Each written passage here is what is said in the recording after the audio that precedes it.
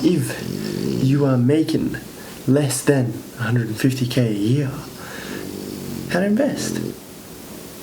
Just my thoughts. Zeke with the intro, even though he's not the biggest fan. Now, the biggest thing is, I've had this conversation with a few guys as of late, and at this stage, a big thing that I hear a lot of guys talking about is, oh, I want to invest in something passive, in real estate, in this and that. Look, you can if you want to.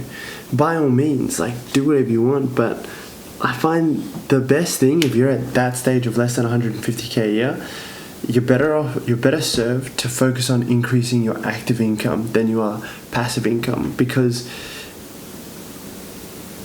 passive income is a longer term play, and in the short term, definitely lower leverage for the most part. But if you can increase your active income, it means you can put more into the passive income and have the passive income yield greater returns short term and long term as a result. Now, I break this down really simply with our 50-20-10 rule. So if you're making less than 150k a year, 50% increase, the 50 is increase your income by 50% a year, every year. And then 20%, the 20 is invest 20% of what you earn, just as a rule, as a default. This is what we like to do.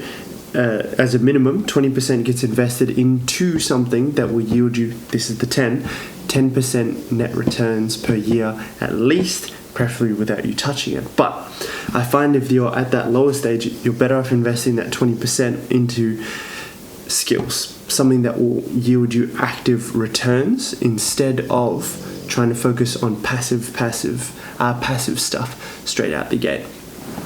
So in terms of skills, that's the main thing to focus on. Pick a skill and focus on it, or pick a set of skills that are going to serve you and focus on it. Obviously, most of my guys here that we're going to be talking to and finding my page are more entrepreneurs, business owners, and creators. So the skills that I would focus on are either all three or the one that you lack the most in terms of, and they'd be marketing, sales, and content creation.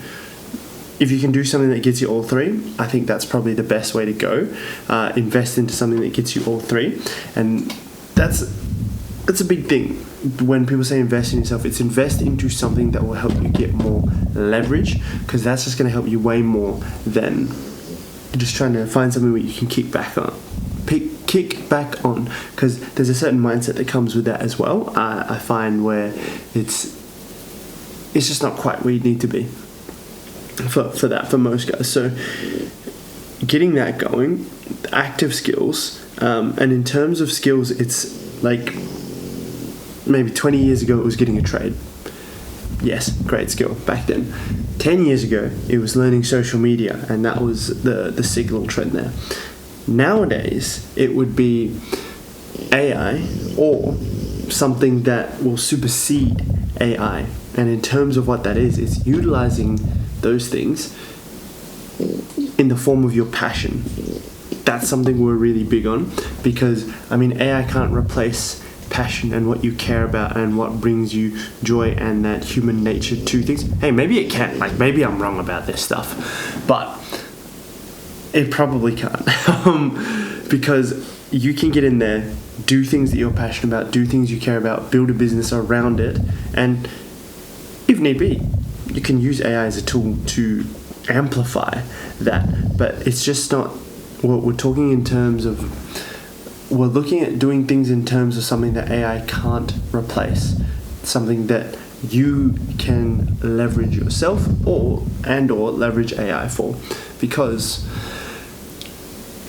that's just where trends and all things seem to be headed right now, because it's irreplaceable stuff. So if you can get, now this is going to marry back up to what we're talking about before, if you can get the skills for that, the skills to pay the bills, the marketing, sales, and content creation skills, marry that up with the passion, what you're passionate about, what you have a drive for, what you'd be willing to work hard at, to dedicate yourself towards. You'll build something that in 10 years' time isn't really replaceable by anything else, at least for yourself. And then in the pursuit of doing that, you will naturally, especially with those skills, and like adding the right environment to that, realistically, you could be doing like $1 million a year plus with those skills alone. And then like, especially if I was going to say if you pair it with business skills, but those are the business skills.